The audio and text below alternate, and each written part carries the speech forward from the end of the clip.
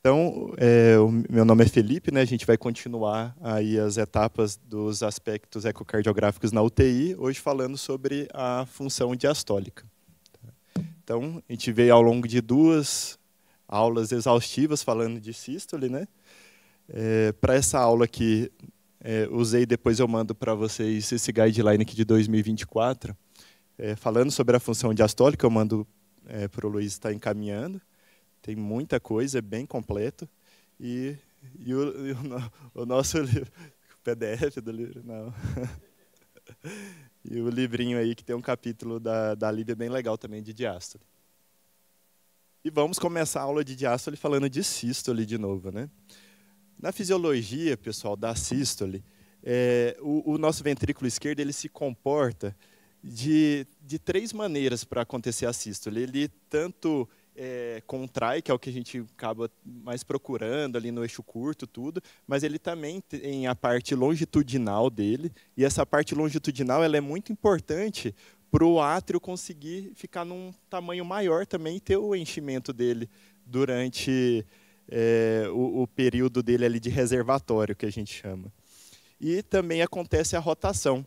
Nessa imagem aqui a gente tem a imagem exatamente da rotação acontecendo, lembrando que a gente foi conversando da contração segmentar, né? A região apical do ventrículo esquerdo, ela se contrai em sentido ao contrário da médio basal. Esse é igual pegar uma toalha e torcer ela, né? Então a gente tem aí a torção anti-horário da porção apical e a rotação horária da porção média e basal. Por isso que um infarto, por exemplo, que pega a região apical, a pessoa geralmente fica até mais sintomática, até mais difícil do que pega uma região basal ali, porque ele perde toda essa rotação e essa dinâmica ventricular, tá bom? Então, pegando esse gancho do nosso ventrículo em sístole, agora que está pausado o nosso átrio em sístole, tá? Então, a gente fala de diástole, só que a gente esquece que enquanto para a diástole acontecer, o nosso átrio precisa encher. Então, aqui é o momento que ele está com o seu menor diâmetro, quando ele terminou de esvaziar e a válvula mitral fechou, e aqui na imagem oposta, a válvula mitral para abrir, para começar a encher o ventrículo. Tá? Então, ela está o mais dilatado possível. E nesse momento, lá das veias pulmonares, que é o que a gente está vendo aí, escrito S1, S2, D, aí nas veias pulmonares, então essa aqui é uma imagem de um fluxo de Doppler pulsado lá nas veias pulmonares. Vou mostrar depois como que adquire isso. E lá das veias pulmonares, a gente consegue ver como que o fluxo se comporta para encher o átrio esquerdo. Então, esse S1, S2, ele nada mais é que representando o que acontece do fluxo enchendo o átrio esquerdo durante a sístole. Então, toda essa mudança de diâmetro do átrio esquerdo aconteceu na sístole, ele se enchendo em 2 fases que acontecem com as veias pulmonares, né? Lembrar que são 4 veias pulmonares chegando ali no átrio esquerdo e elas se enchem no primeiro momento que a gente chama de S1 e depois vem uma onda de fluxo que vem desde lá da ventrículo, a artéria pulmonar durante a sístole que faz essa fase S2 acontecer. E depois começa a diástole propriamente dita, mas ainda tem sangue vindo lá das veias pulmonares e passando pelo átrio esquerdo nesse momento D, que a gente chama esse momento D de fase de conduto. Então, o átrio para de servir de reservatório, que é essa fase de S1, S2 a gente chama de reservatório, e ele passa a servir de conduto, onde a válvula mitral está aberta e o sangue está passando todo à vontade ali pelo átrio esquerdo, sem ser um momento de reservatório. Então, tem esses 2 momentos. E, no finalzinho, lembram que acontece a contração atrial? No momento em que acontece a contração atrial, que o átrio esquerdo está fazendo força para ejetar o finalzinho de sangue para o nosso ventrículo, essa força que ele está fazendo ativa, vai o sangue para o ventrículo, o resto de sangue, e volta um pouquinho também aqui para a veia pulmonar. Por isso que essa última etapa aqui, esse azinho, seria da contração atrial revertendo, indo de volta ali para a veia pulmonar. Então, tudo isso em amarelinho aqui é o que acontece ali nas veias pulmonares durante o momento de sístole e diástole, tá bom? Aqui só aquela mesma imagem, né? Quando a gente coloca, aqui tem o átrio esquerdo, apical 4 câmeras, para quem não estava entendendo aquela imagem, e, aqui tem o átrio esquerdo, e aqui no finalzinho dele, em muitos pacientes, a gente vai conseguir ver o fluxo das veias pulmonares. E é nessa posição aqui que a gente coloca o Doppler para enxergar isso aqui. Isso não é tão aplicável, a gente colocou mais de teoria inicial, tá? A gente faz na prática tudo, mas para o gancho de UTI, para o que a gente vai pegar aqui de sacada para vocês manejarem os pacientes, é mais para aquele entendimento inicial. E depois, nos próximos passos, talvez arriscar um pouquinho desse Doppler aí, tá bom? Então, quando vocês vão lá e passam o Swan Ganz no paciente de maneira invasiva, avalia pressões, né? A gente começa avaliando as pressões ali dentro do átrio direito, que reflete a mesma pressão da veia cava. A gente vai avaliar a pressão do VD. Depois esse catéter vai avaliar as pressões lá vai avaliar a pressão lá na artéria pulmonar. E quando a gente termina de impactar ele e insufla aquele balonete, a gente está refletindo o quê? A pressão de oclusão da artéria pulmonar. O que é essa pressão de oclusão da artéria pulmonar? É a pressão capilar. E o que é essa pressão capilar? É a pressão lá dentro do átrio esquerdo. E o que essa pressão reflete? A pressão diastólica final do nosso ventrículo esquerdo. Entenderam, então, isso aí? Então, quando a gente vê a pressão de oclusão da artéria pulmonar, a gente está vendo pressões diastólicas lá dentro do VE. Tá bom? Pausando aí, pessoal. Então, para a gente terminar essa análise de fisiologia, vamos relembrar aqui, então, como que se dá o nosso ciclo cardíaco, né? Então, a gente falou aí na sístole do tempo de contração isovolumétrica e da sístole propriamente dita. Quando a gente termina de fechar a nossa válvula aórtica, começa a diástole. Então, esse aqui é o ponto inicial do início da diástole. Fechou a válvula aórtica, a válvula mitral ainda está fechada. Então, esse momento que as duas estão fechadas, marca esse período escrito TRIV aí em cima. Então, o TRIV nada mais é do que o período de relaxamento isovolumétrico, né? Então, a gente tem o período de contração isovolumétrica e também tem o período de relaxamento isovolumétrico. Daqui a pouco vocês vão entender a importância desse tempo. Logo depois vem o que a gente entende por diástole mesmo, que termina as outras 3 etapas. Então, quantas etapas tem a diástole, pessoal, no ciclo cardíaco? 4, tá bom? Tem o tempo de relaxamento isovolumétrico, aí depois vem o tempo de enchimento rápido, vem a diástase e vem depois a nossa contração atrial.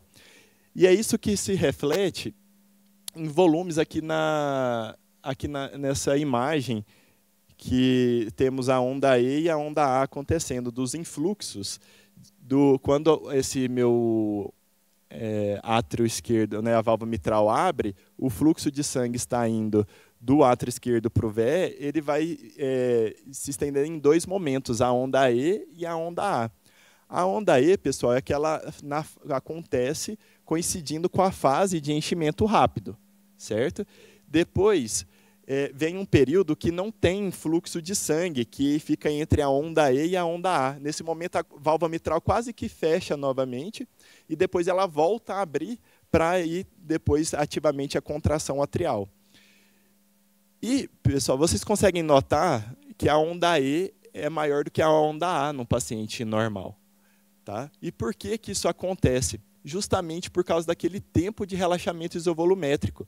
Naquele período em que as 2 válvulas estão fechadas e o nosso ventrículo está relaxando, aquilo ele vai juntando uma força potencial para acontecer a diástole tão grande que aquele tempo de relaxamento isovolumétrico ser muito curto, ele vai juntando tanta energia que quando ele abre a válvula mitral, esse primeiro momento, o fluxo é muito rápido. Por isso que essa onda E é maior do que a onda A. Então, ela depende do que está acontecendo desde lá da sístole e depois passando por esse período de relaxamento isovolumétrico. Tá bom? O que mais que a gente pode fazer de observação nessa imagem? Essa imagem aqui, pessoal, então é um Doppler pulsado, tá? Colocando acima da válvula mitral, marcando essa bolinha amarela aí, tá? E aperta, o coração vai estar lá mexendo, abrindo e fechando, a gente aperta o PW ali e a gente vai ver essas ondinhas E e A acontecendo, tá bom? Então fala rapidinho um momento em que a gente não vai ver a E e A junto. Na fibrilação atrial, porque a gente vai perder essa onda A. Outra coisa, na taquicardia, quando o paciente está muito taquicárdico, e isso vai variar de pessoa para pessoa. Tem gente que com 90 de frequência, essa onda E e essa onda A elas já se fundem. E tem gente que com 110 de frequência. Tá? Então, vale a pena nesse paciente com frequência alta a gente ainda fazer a onda E e A para ver se elas já estão fundindo ou não. Tá? E ver se a gente vai conseguir uma melhor avaliação.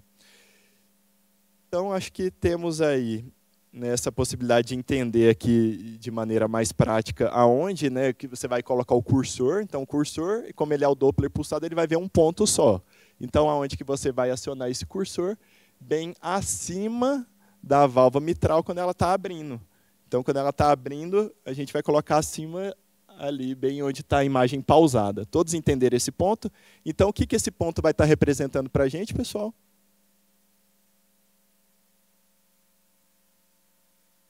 É um influxo, o fluxo de sangue que está vindo do átrio esquerdo para o VE no momento da diástole, tá bom? Então ele vai, quando você apertar o PW ali nesse ponto, ele vai mostrar essa ondinha E e A. Esse periodinho aqui que ficou sem nada acontecendo entre a onda A e a próxima onda E, é o período que está acontecendo a sístole, né? A gente não está vendo esse período nesse momento. Tá bom? Então, aí, até pelo eletrocardiograma que tem aqui em cima, a gente consegue definir aí o período da onda E e depois aqui pertinho da onda A, aqui, vendo a contração atrial. Tá bom?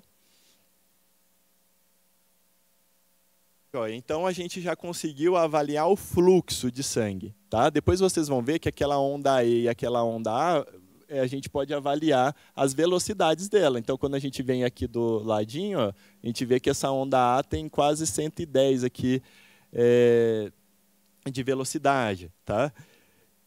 E quando a gente, ó, por exemplo, a onda E, ele marcou aqui, ó, velocidade 94,6 centímetros por segundo. Tá bom? Depois vai ser importante essa velocidade da onda E, tá, gente? Beleza. Agora aqui nós estamos usando um outro recurso de Doppler que talvez muitos de vocês ainda não tenham usado na prática, que é o Doppler tecidual. Então, no ecocardiograma, quantos tipos de Dopplers que nós temos? 4. Tá? O Doppler colorido, o pulsado, o contínuo e o tecidual. Os 3 primeiros que nós citamos, eles avaliam velocidades de sangue. Tá? O Doppler tecidual avalia velocidade no tecido miocárdico. Então, quando a gente quer avaliar uma velocidade de um ponto do tecido, a gente vai usar o Doppler tecidual. Ele é uma derivação do Doppler pulsado, ele avalia um ponto só. Tá? Só que agora a gente está falando de tecido. Então, quando a gente coloca o nosso Doppler pulsado aqui em 2 pontos, que daqui a pouquinho eu vou mostrar certinho esses pontos para vocês. Tá? Mas a gente vai colocar esse Doppler, para vocês irem acostumando, esse Doppler pulsado no anel mitral, na partezinha do anel mitral. Tanto na parte septal, como a gente vê aqui nessa imagem, como nessa outra parte, que é a parte lateral do anel mitral. Tá? Vou mostrar aqui com a setinha aqui para quem está vendo de fora. Né? Então, aqui esse primeiro ponto seria o Doppler tecidual, ponto septal, e aqui do outro lado o ponto lateral. Quando a gente aperta o TDI, que está escrito na máquina, que é o Doppler tecidual, ele vai me mostrar o ciclo cardíaco acontecendo. Todo o ventrículo, né, contraindo e depois relaxando. E aí a gente pode marcar esses pontos. Esse primeiro pontinho que está marcado aqui, ó, seria aquela mesma onda que a gente viu na aula de sístole, que é a onda S', que começa a sístole propriamente dita. E o pico dessa onda anterior aqui é o período da contração isovolumétrica. Então, a gente começa aqui contração isovolumétrica, S, e esse período aqui, depois, né, que cai a onda S e marca essa primeira ondinha que desce, é aquele período que a gente chama de relaxamento isovolumétrico. A segunda ondinha que vai descer é a onda E, e a terceira, a onda A. Sempre que a gente usa o Doppler tecidual, a gente usa esse sinalzinho em cima do E que a gente chama de linha. Então, por isso que quando a gente fala E', A', o S', é porque a gente está usando o Doppler tecidual, tá bom? Então, estamos indo com bastante calma, acho que está dando para ir, né? Então, onde que marca esses pontos e quais são os valores de referência, né? Então, a gente tem aí um Doppler tecidual no anel mitral septal e no anel mitral lateral. Então, esses são os 2 pontos exatos. E eles têm valores de referência diferentes. Então, a gente sabe que o anel mitral lateral ele vai gerar uma velocidade maior do que o septal, tá bom? Então, o valor de referência que esse aqui vocês vão precisar lembrar é de onda E septal maior do que 7, seria o normal, e a onda E' lateral maior do que 10. Tá? Então, quem está anotando, já anota esses 2 valores, que esses 2 aí tem que lembrar, tá bom? Então, aqui, pessoal, quando a gente une o nosso fluxo de sangue e une o Doppler tecidual das velocidades que foram geradas ali no músculo miocárdio, a gente vai ter uma relação, e essa relação tem uma alta correlação com as pressões de enchimentos do ventrículo esquerdo. Então, por isso que a gente ficou até agora indo devagar nessas 2 partes, porque aqui já poderia acabar a aula e vocês irem praticar. Então, de eco, vai ser essa parte aqui. Quando a gente pega essa onda E, que é a primeira ondinha, e divide pela nossa E', a gente tem uma relação que chama relação E'. Então, se a gente pega, por exemplo, uma velocidade aqui de 100 da E e uma E' de 10, a gente vai dividir 100 por 10, vai dar uma relação de 10. Tá? E você vai fazer isso no anel mitral lateral e no septal, naqueles 2 pontos que a gente viu. Tá? Depois você soma esses 2 pontos e faz uma média deles, das relações E'. Então, a relação E' média, quando ela é acima, então o normal é ela ser menor do que 14. Quando ela é acima de 14, a gente pensa em pressões de enchimentos altas. Tá? Então, pensa na pressão do ato esquerdo alta, pensa na pressão capilar pulmonar alta. Tá bom? Então, essa é a correlação que a gente consegue ter aí com o ecocardiograma. Uma pausa aí nessa relação E'. Então, a relação E' alterada é quando ela é o quê? Maior do que 14. Tá? E aí, pessoal, para essa correlação de pressões de enchimento, vocês vão levar em conta a clínica do paciente como um todo, principalmente, né, associar com a ultrassom de pulmão, tá bom? Então, quando a gente coloca essa correlação, quando é acima de 14, a gente pensa que o paciente tem sim pressões de enchimento altas. Quando está entre 10 e 14, fica um limbo ali que pode ser que esteja ou não. E quando é abaixo de 10, a gente pensa em pressões baixas. Tá? Então, principalmente quando está entre 10 e 14, vocês têm que relacionar com outras medidas, tá bom? Então, o que é uma pessoa normal? O que vai acontecendo ao longo de uma alteração diastólica? Essa onda E', ela vai diminuindo. Tá? Então, e essa onda E, dependendo do grau da disfunção diastólica, ela pode estar diminuída ou aumentada. Eu vou explicar por que nos próximos passos aí. Então, aqui só para a gente lembrar o tanto de coisa que a gente já leu de diástole num laudo de eco, né? Então, lá no laudo de eco, você vai na linha de diástole e procura já informação, né? Será que o cara está... E aí, no fundo, você quer saber o quê? O que está em amarelo ali. As pressões de enchimento estão altas ou não estão, né? E o cara não escreveu isso para mim. Por que ele não escreveu, né? Então, a gente lembra, então, quando o cara te dá, se o paciente tem diástole 1, 2 e 3... A disfunção diastólica grau 1, ela não cursa com pressões de enchimentos altas. E quando ele descreve disfunção diastólica grau 2, que é a moderada, ou grau 3, que é importante, tem pressões de enchimentos aumentadas. Então, essa primeira diferença já é legal para ver no laudo. Quando o cara fala que não deu para ver, avaliar, é porque tem coisas que invalidam a função diastólica, e até por isso que a gente aprende disfunção diastólica num nível de aprendizado maior do POCUS, não no POCUS inicial, né? Então, nessa etapa que vocês já fazem, as principais janelas, tudo que vale a pena já começar a falar sobre diástole no eco.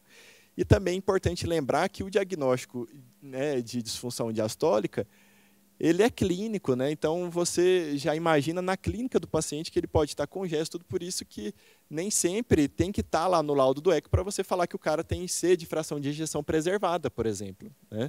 Então você vai unir outras coisas, principalmente no ultrassom de pulmão junto, né? Então, agora saindo um pouco da fisiologia, o que acontece na fisiopatologia aí das disfunções diastólicas? Lembrem, então, que o paciente normal é aquele paciente que tem um TRIV, né, aquele tempo de relaxamento muito rápido. Então, esse início é muito rápido, ele consegue que o ventrículo esquerdo tenha uma pressão menor do que a pressão do átrio esquerdo muito rapidamente. Então, esse primeiro momento aqui de pressão do VE reduzindo do que a pressão do átrio esquerdo, denota um paciente que vai ter a onda E muito alta, porque ele está normal, o TRIV está acontecendo muito rápido, tá? Já quando o paciente ele começa a ter uma alteração do relaxamento, ainda não é alteração de complacência, ainda não é alteração que leva a pressões altas. Quando ele passa a ter só uma alteração de relaxamento do ventrículo esquerdo, esse TRIV, esse tempo de contração, ele é mais lento. Então, se ele é mais lento, ele não consegue gerar uma onda E tão vigorosa. Então, por isso que quando a alteração é do relaxamento do ventrículo esquerdo, que não tem pressões de enchimentos aumentadas, a nossa E fica menor do que a onda A. Então, dá essa inversão. Essa inversão é muito comum de ver também em idosos. Tá bem? Então, e tudo depende do que está vindo desde a sístole lá, entendem? Depois, com o passar do tempo, por exemplo, paciente com uma disfunção diastólica crônica, né? Isso pode acontecer também agudamente, a gente vai ver alguns casos. Mas aí o que acontece ao passar do tempo, né? Quando o paciente ele já tem a alteração da complacência, a complacência do ventrículo esquerdo começa a reduzir, o ventrículo começa a ficar mais duro, tudo, ele começa as pressões dele a aumentar. E quando a pressão do átrio esquerdo aumenta, que já é nesse caso aqui da terceira imagem, quando essa pressão aumenta, aquele TRIV, por mais que ele seja curto ou não, ele vai parar mais rapidamente, porque a pressão está mais alta. Então, se ele precisou de um tempo menor para atingir a pressão do átrio esquerdo, é como se ele voltasse ao início aqui, mas agora porque a pressão lá dentro já está alta. Por isso que a onda E volta a ser maior do que a onda A, e por isso que a gente chama a diástole disfunção do grau 2 de pseudonormal, porque ela não se assemelha ao padrão normal. Tá? Não precisem decorar isso também nesse momento, tudo, mas uma diferença dessas ondas E é porque o tempo de desaceleração dela, quando ela está alterada, esse tempo de desaceleração ele encurta muito, menor do que 150, isso dá para medir também. Mas só para vocês terem noção de uma grande diferença de uma onda E normal de uma alterada. E depois o padrão restritivo. Então, essa pressão está aumentando ainda mais, essa equalização de pressão entre átrio e VE acontece de maneira ainda mais rápida, e a onda E vai lá para cima e a onda A fica para trás. A gente fala que tem uma relação EA até maior que 2. Tá? Então, num paciente normal, a relação EA quando divide essa onda E aqui pela essa onda A, você vê qual que é a velocidade máxima da onda E e a da onda A. E divide uma pela outra, você vai ver que fica entre 0,8 e 2. No paciente com disfunção de alteração do relaxamento, fica menor do que 0,8. O paciente com diástole 2 fica entre 0,8 e 2. E o padrão restritivo fica maior do que 2. Tá? Muitas interrogações aí na cabeça, vamos começar a ver isso, né, com casos, tudo, né? Então, por que a gente quer saber as pressões de enchimentos, principalmente em relação a choque cardiogênico? E choque cardiogênico que vem de câmeras esquerdas, né? Esses, sim, que quando o paciente está em choque, né, ou numa IC perfil B, de padrão esquerdo, ela aumenta a pressão diastólica final do VE, a pressão do átrio esquerdo e aquela pressão capilar pulmonar. Então, esse quadrinho tem até lá no livro, né, que a Lívia tirou aí de um artigo, e ela é uma sistematização de como que na UTI a gente pode aplicar a diástole. Tá? Então, o início de tudo, pessoal, seria você já suspeitando clinicamente, já tendo feito um ultrassom de pulmão, tudo mais, e aí você vai juntar isso a alterações daquela E' que você coloca do Doppler tecidual.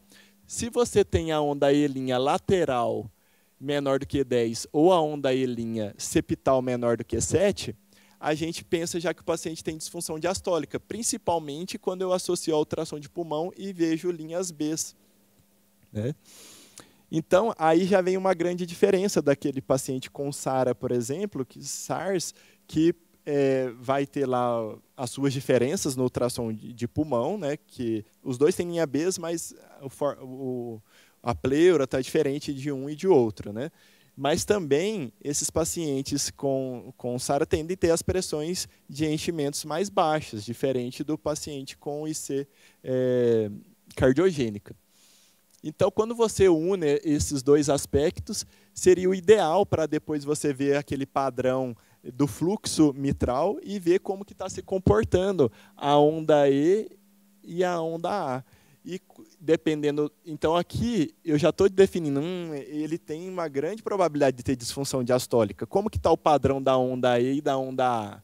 Então, está me inferindo mais que tem pressões de enchimentos mais baixas ou pressões de enchimentos mais altas, que seria o padrão 2 e 3. E ainda vai adicionar aquela divisão da onda E pela onda E', que quando é acima de 14, infere para a gente disfunção diastólica. Pegaram isso aí? Vamos tentar aplicar isso? Então, quando a gente fez a nossa aulinha de sístole, a gente marcou esse paciente, que, não sei se vocês lembram, era um paciente com IC perfil L. Né? Então, ele tinha...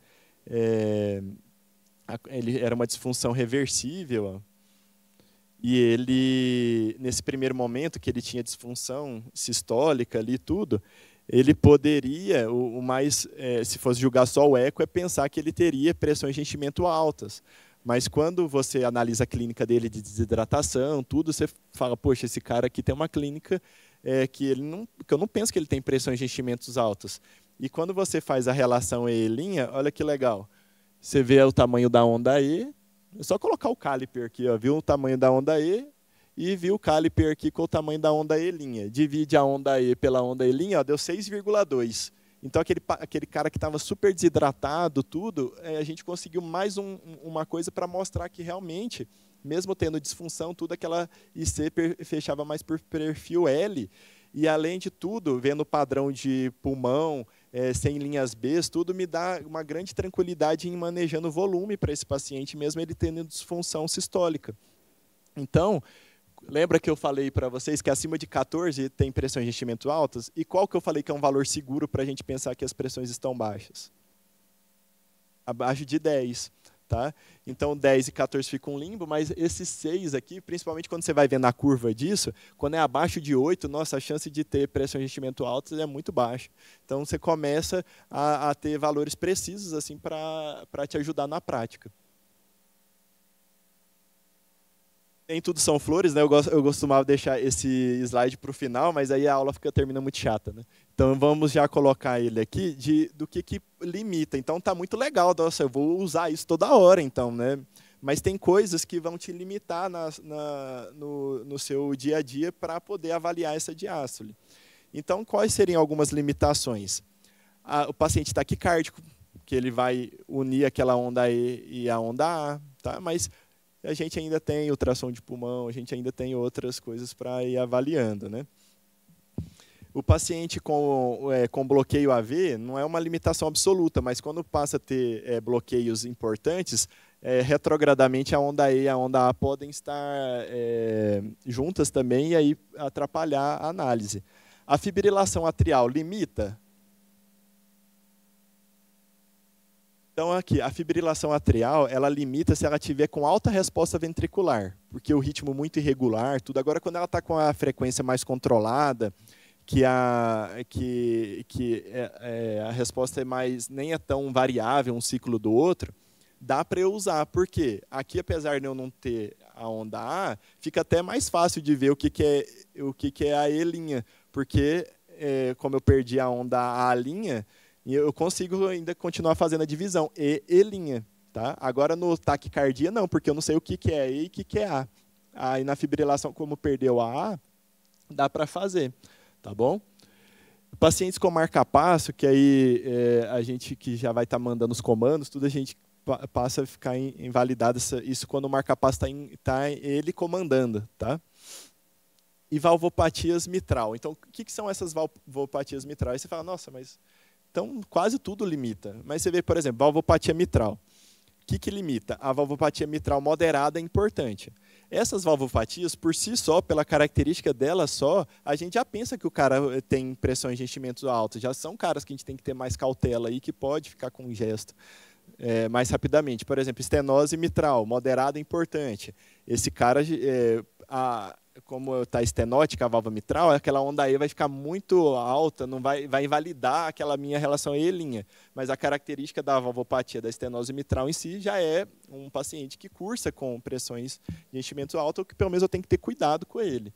E o paciente com insuficiência mitral também moderada, importante, também como está voltando muito, também vai passar muito depois. Então aquela onda E fica muito grande. Tá? Beleza. E a válvula protética, como mexeu ali naquela parte do anel, tudo pela prótese, invalida também aquela E'. Então, são coisas também que torna difícil essa análise, tá bom? Pode falar. Legal. Então, assim, o paciente com uma disfunção segmentar aguda, por si só também ele pode, principalmente quando é extensa, tudo, a clínica dele vai nos levar a pensar que ele pode cursar com edema agudo, tudo mais, né? Mas, por exemplo, pegou o cara crônico lá que tem uma alteração segmentar. Ela simplesmente, se for, por exemplo, apical, não te invalida. Mas se ela for ali naquela região septal, naquela região lateral, aí aquela ali você não vai usar. Você usa só, aí você não usa uma ou outra, só usa uma. Entendeu? É difícil você achar o cara que tem alteração da septal e da lateral juntos. Se acontecer de ter, né, segmentar nesses dois pontos, aí vai te invalidar. Mas, por exemplo, se a segmentar foi só na lateral, você usa o septal. Tá?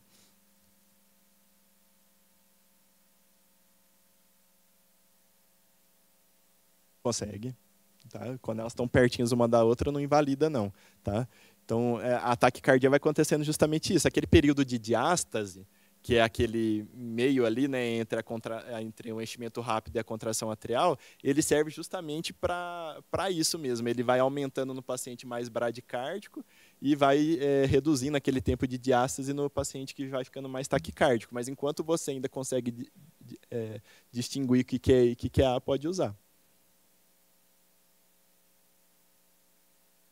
Aí não, né? Porque você não consegue saber qual. Você vê uma onda só e você fala assim, se essa onda é a E ou a A, eu vou dividir certo, né? Paciente de 64 anos, diabético em tratamento de ferida de membro inferior. Então, esse aqui é um casinho real. O paciente estava ali na enfermaria, né? E ele chegou lá na UTI do professor Marcelo. A gente estava em visita médica ali na hora, tudo. Daí o pessoal passou o caso, né? O paciente vem ficando mais congesto, está na enfermaria esperando, a gente está fazendo volume para ele todo dia, tudo, e ele acabou descompensando, entrou em insuficiência respiratória, a gente teve que entubar ele. Quando esse paciente tiver melhor clinicamente, tudo, vocês avisam a gente que a gente leva ele para operar, que agora está juntando muita coisa, né? A morbidade dele. Aí foi essa conversa. Aí a gente admitiu o paciente lá. Aí beleza, um paciente que já tem uma alteração aí.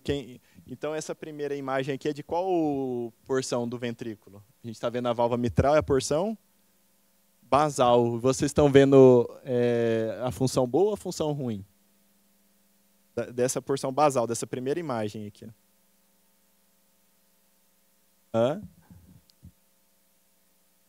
Quando a gente olha as três imagens, parece que globalmente a fração de ejeção é boa, se for pensar assim, mas tem alteração segmentar, né?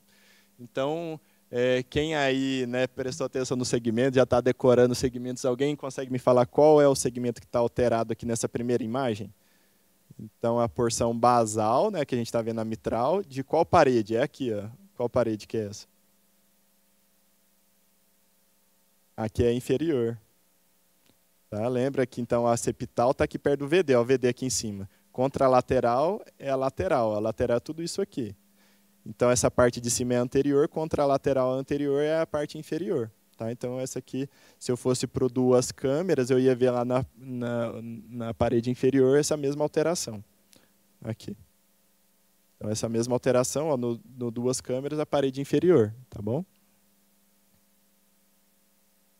Quando você vai no três câmeras, ó, a basal da inferolateral também estava alterada. Tá? Então, a parte, às vezes, se confunde um pouco isso, né? Mas pegava um pouquinho da inferolateral ali também. Tá bom? Aí por isso que a gente vai unindo os cortes. Tá? Mas a função global preservada, acima de 50% ali. Né?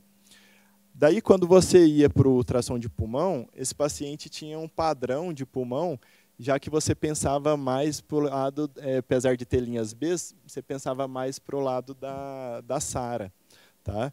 Então, aqui já começa a interrogação. Né? Daí, eu que estava de plantão, enquanto o professor passava a visita, o que eu sei fazer? Né? Vou fazer o eco direito, né? Pelo menos isso. Né? Daí, a parte diastólica ali, eu fiz, né? E mostrou que as pressões de enchimento estavam baixas.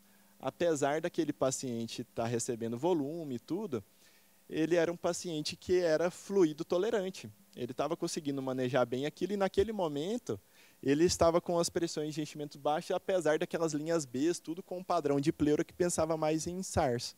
Tá bom? Então, olha só quanto que deu a relação E' dele, 6. Então, um cara que foi passado como, opa, o cara ficou com gesso, porque estava aquele quadrinho, coisa que você consegue falar, assim, na verdade, o que aconteceu? Aquele pé infectado, né, ainda não tinha sido tratado, o paciente fez uma inflamação sistêmica. Tá? Então, o que tinha que fazer nesse momento? Operar o quanto antes. Então, olha como a conduta muda. Né? Daí, esse caso, para mim, foi bem emblemático, que aí o professor Marcelo chamou o pessoal, conversou, mostrou tudo e aí realmente mudou o norte ali. Tá bom? O papel da fluidotolerância, então. Né? Então, o que é a fluidoresponsividade? É aquela capacidade, né, de você aumentar o seu volume sistólico se você faz volume, né, aumentar mais o débito cardíaco mais do que 10, 15% que a gente conversou na última aula. E a fluidotolerância? A fluidotolerância, quando a gente avalia nessa parte diastólica que a gente está conversando, é vendo justamente essa relação E'. Então, quando esse paciente... o que é a fluidotolerância? É a capacidade do paciente suportar o volume que você quer fazer. Ele pode até aumentar o débito cardíaco, mas ele vai suportar? Ele não vai ficar congesto? Não vai aumentar a pressão capilar? Então, quando esse paciente, eu vi que ele é fluido responsivo e avaliei a diástole dele, vi que ele tolera o volume, né, principalmente quando a E' é menor do que 10, eu fico mais tranquilo em administrando volume e reavaliando isso. Então, isso é dinâmico. Quando eu vou fazendo volume, eu posso ir reavaliando essa relação E' e ela pode ir subindo até o momento que eu falo, opa, já está aumentando demais, aí esse paciente vai né, extravasar aí na minha frente e vai entrar em insuficiência respiratória. Aí tem aquela zona cinzenta ali entre 10 e 14, que a gente falou, e acima de 14 a gente pensa, né, que o paciente já não tolera tanto. Essa perguntinha aqui. E aí, pessoal? É o Luiz que vai responder?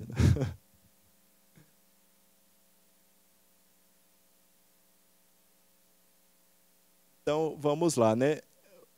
A gente está falando de pressão enchimental, então quando a gente, por exemplo, o paciente que não tolera volume, a gente pesa na mão do volume, pode aumentar as pressões de enchimentos, né?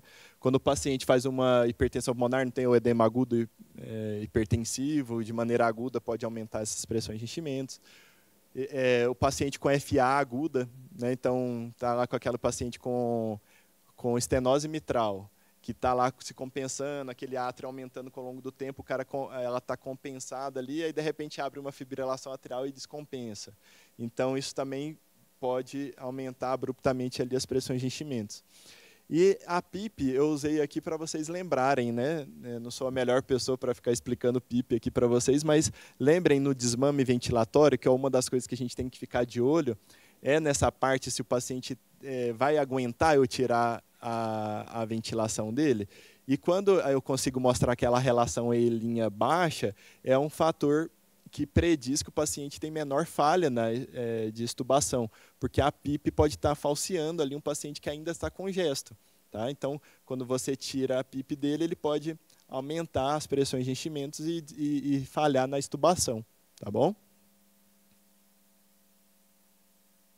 Então, aqui, né, não tem todas aí, mas algumas causas, né, para a gente diferenciar isso aí. Do que a gente está falando nessa aula? De pacientes que fazem IC aguda, o paciente com IAM extenso, né, paciente que faz edema agudo de pulmão hipertensivo, aquele paciente que tem uma insuficiência mitral aguda ou uma insuficiência mitral crônica que já não consegue se compensar mais, mas aí vai estar do outro lado da tabela. Esses pacientes com estenose mitral, né, valvopatia mitral, reumática ali, que ele ainda está compensado, aí abre uma FA, igual a gente conversou, quando eu faço muito volume, e os crônicos, né? Então, aquelas pressões de enchimentos, elas podem ir aumentando com o passar da evolução do paciente, né? Então, aquele cara obeso, aquele cara que não trata direito a pressão, vai cronicamente se readaptando. E aí, outras coisas que são legais para vocês olharem no jeitão do exame, é aquele cara que também tem o átrio esquerdo grandão, é aquele cara que tem a PSAP alta e você está pensando em mais pós-capilar. Então, esses caras, todos eles, você tem que ficar de olho no jeitão e pensar, né, o ultrassom de pulmão, tá bom? E as miocardiopatias restritivas, tipo a amiloidose, né? O cara, primeiro ele fica hipertrófico, aí ao longo do passar da evolução dele, ele vai aumentando a disfunção diastólica grau 1, grau 2, até chegar no padrão restritivo. Vamos lá para mais um casinho. 75 anos. Hipertensa, diabética, obesa, dislipidêmica. É o kit, né, de IC de fração de ejeção preservada. Tem dispneia aos mínimos esforços, deu entrada em insuficiência respiratória. Aí você vê, né, a fração de ejeção extremamente preservada, né, até hiperdinâmica, né? Hipercontrátil aqui. E aí aquele jeitão que eu falei, né? Átrio esquerdo grandão, para quem não tem referência, quando é acima de 48 indexado pela superfície corpórea, onde está 51 aqui. Não vou decorar isso não, mas aqui está falando de átrio esquerdo de aumento importante. Tá? Aí tem aquela PSAP, né, que ainda vou somar esses 40 que deu aqui de gradiente com a cava, vai dar ali uma PSAP pelo menos de 45, né? E, então aquele jeitão de PSAP alta, de átrio grande, aquela clínica toda, né, aqueles fatores de risco todos para IC de fração de ejeção preservada. Aí quando você vai para a EA, olha como a EA está uma relação maior que 2, está 2,6. Estão vendo ali o 2,6? 2,6. Daí você vai e faz aquela E' septal e a lateral. Uma deu 20 e a outra 28. Então, a média seria uma relação E' de 24. Né? Então, maior do que 14. Então, eu penso que tem pressões de enchimento alto, pressão capilar está aumentada. E se ela tem clínica disso, já extravasou, aquilo ali é a causa dela tá descompensada. Então, eu tenho que vasodilatar essa paciente, tenho que fazer diurético. E depois que você faz, você pode ir acompanhando isso. Olha lá, quando ela chegou, admitida, né? E depois, olha a onda E, né? A onda E estava 147. A onda E foi para 112. Ó. Então, a onda E diminuiu e a onda A aumentou. Então, ela foi como se fosse de um padrão de disfunção 3 restritiva para 2. Então, significa que ela diminuiu pressões de enchimentos. Tá bom? Se você faz aquela relação E', vai estar mais perto do 14 do que estava antes. Tá bom? Certo? Quem já usou isso na prática aí?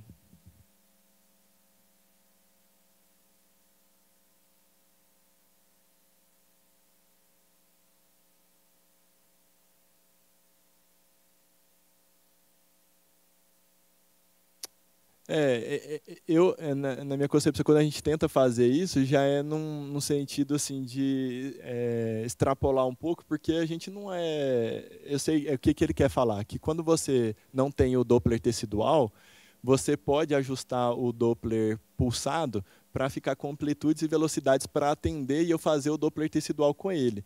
Mas eu acho que a gente que não tem essa expertise, né, de ficar ajustando aparelho, já é uma parte mais chatinha de ajuste, eu acho que a gente não ia saber o time certo da gente poder confiar naquilo. Então, eu não usaria. Tá?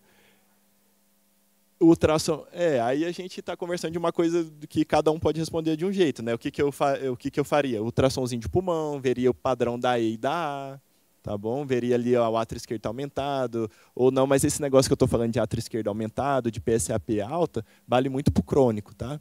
O cara que descompensa agudamente, ele ainda não teve tempo de fazer o átrio dele aumentar e nem nada disso. Né?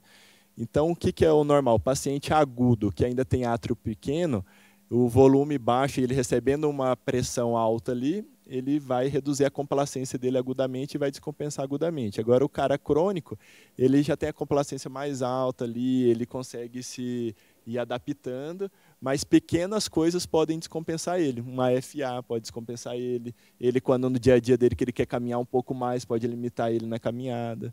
Né? Mas o quê?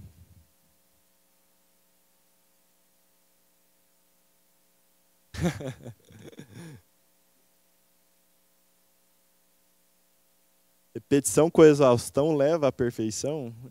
Eu aprendi isso aí no exército, né? Você fica ali, repetição com exaustão te leva à perfeição.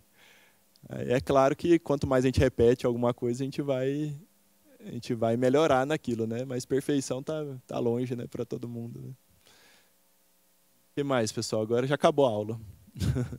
Podem ir para as dúvidas, mas vamos mostrar então? Quem vai tentar usar isso na prática? Tem tabelinha ali de limitações de uso, né? Dá para e como tudo na medicina, né, tem as limitações ali, você pega aquela tabelinha de limitações e vai para campo, né? Tenta fazer a EA ou procura o Doppler tecidual na máquina de vocês, tá? A da Sonosite, ele fica meio escondidinho ali, mas tem, né? Agora acho que tem um aparelho da GE lá em uma das UTIs, que eu não sei se ele está lá ainda, que ele realmente não tem tecidual. Né? Mas vamos lembrar disso mais na hora de manejar, de associar isso com ultrassom de pulmão, que alguns casinhos vão ser bem bacanas de usar e de esclarecer. Tá bom? Valeu, pessoal.